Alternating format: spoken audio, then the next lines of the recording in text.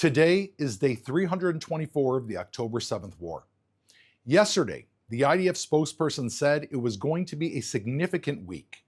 Now, we all know what he was talking about. This morning, Hezbollah planned to fire hundreds of missiles at Israelis.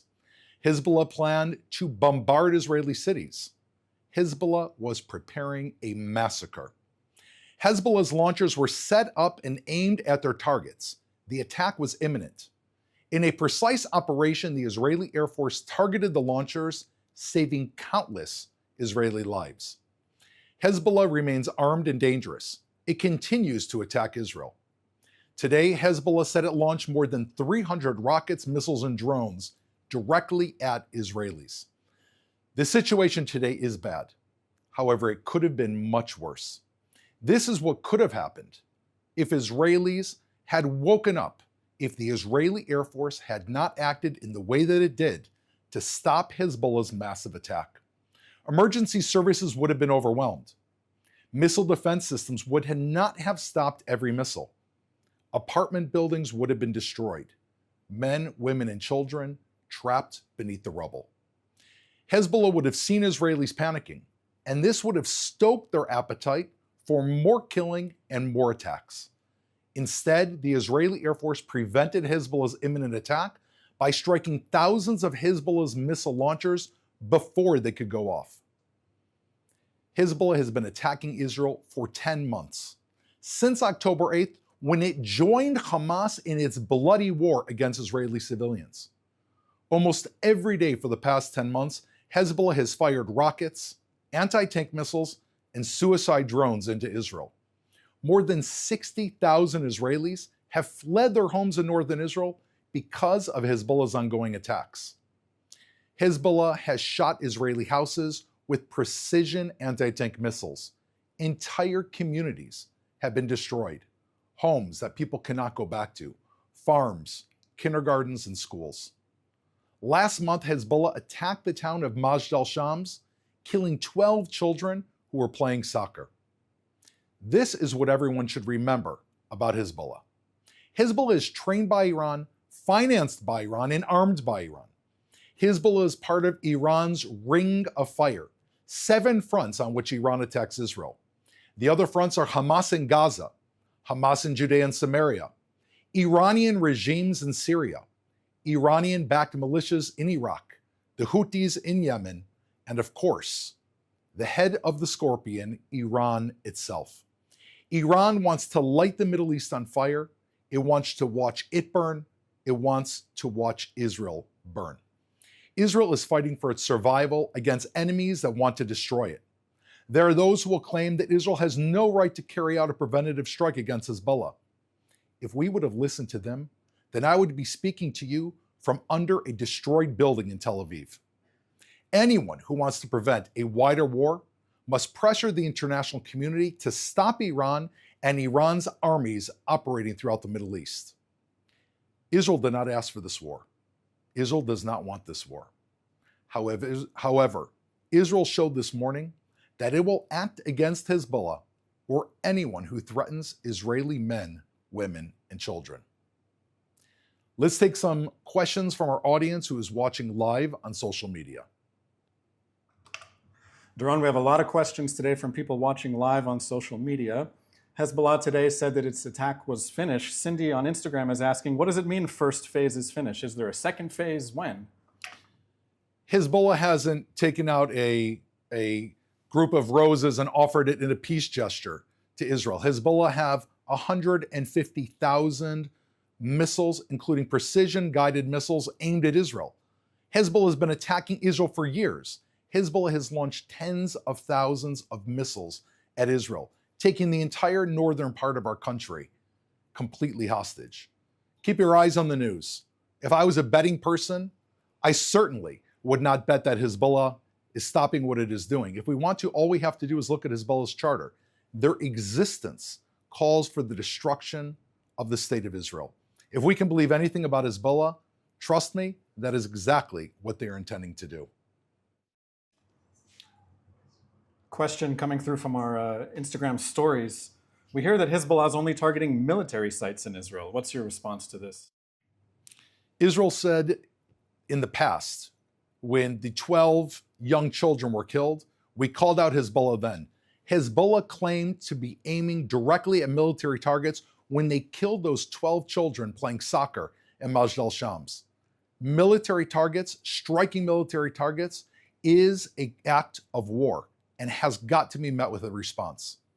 Hezbollah fired 300 missiles and killer drones into Israel. They didn't fire them into the sea. They fired them directly into Israeli cities. And now they're saying that they were trying to strike military targets. This isn't Gandhi or Mother Teresa speaking here. We can't believe them. This is Hezbollah. They are the epitome of evil. If Hezbollah says anything, you can know that they are constantly lying. We don't believe what they're saying. They've been attacking Israel. They've killed Israeli civilians. And we have our eyes on them because we know that they are out to do just what they say. Destroy the people of Israel, the citizens of Israel, and the state of Israel. Benji on Instagram asks, can Israel dismantle Hezbollah and Hamas at the same time and ensure security in all of Israel, including Judea and Samaria, or is it too much all at once? Israel has no choice. Israel does not have the privilege of not destroying all of the enemies that are facing it. And as we showed this morning, while we are carrying out operations against Hamas terrorists who committed a massacre in Israel, simultaneously, we carried out operations and we eliminated an attack that would have been a massacre against Israelis just before Hezbollah could pull the trigger. I would not advise anyone to try to attack Israel. We will do whatever we need to do. Everyone in this country, men and women, are drafted into the army because we know that this is a war over Israel's existence. Yes, we can and we will defend our country from all threats. Daniel on Instagram asks, what is Lebanon doing to take back its land and its citizens from Hezbollah? Lebanon is not doing enough. Lebanon has been taken over by Hezbollah, and if we listen to the Lebanese people, they are crying out against Hezbollah. They're crying out to Israel, and they're crying out to you around the world. They're asking for international pressure to come down on the Lebanese government to stand up against Hezbollah while there is still a shred of autonomy in the Lebanese government. The world has got to act against Hezbollah. They are the largest non-state terror actor in the entire world. Let's not forget, these are not just Israelis that they kill. They put Lebanese civilians directly at risk. They killed over 240 American Marines who were sleeping in their barracks by driving tens of tons of explosives directly into their barracks. Hezbollah is a terror army. They have got to be stopped. The Lebanese government has to stop them, and the international community needs to turn its focus on Hezbollah, stopping them in their tracks, because Israel is only one step on the way to what Hezbollah really wants. Let's not forget, they're not only burning Israeli flags, they're burning United States flags, American flags.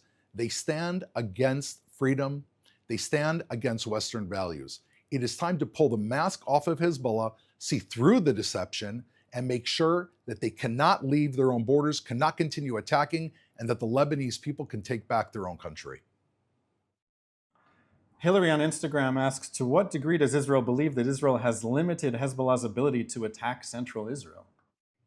We're not taking anything for granted. We can tell you that this morning, Hezbollah had its fingers on launching thousands of missiles towards central Israel, and that was largely averted. They still managed to send 300 drones toward Israel, northern Israel, where people live and have fled their homes, and the center of Israel.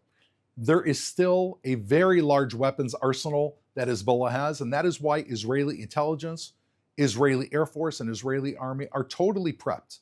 We know that Hezbollah is committed, has said that they are committed to destroying Israel, and therefore Israel is constantly on guard. We did not ask for this war. We did not want this war. However, we showed this morning that we will protect our citizens at any cost, and we advise Hezbollah to immediately back down, retreat beyond the Litani River, as they agreed to do with the world in United Nations Resolution 1701.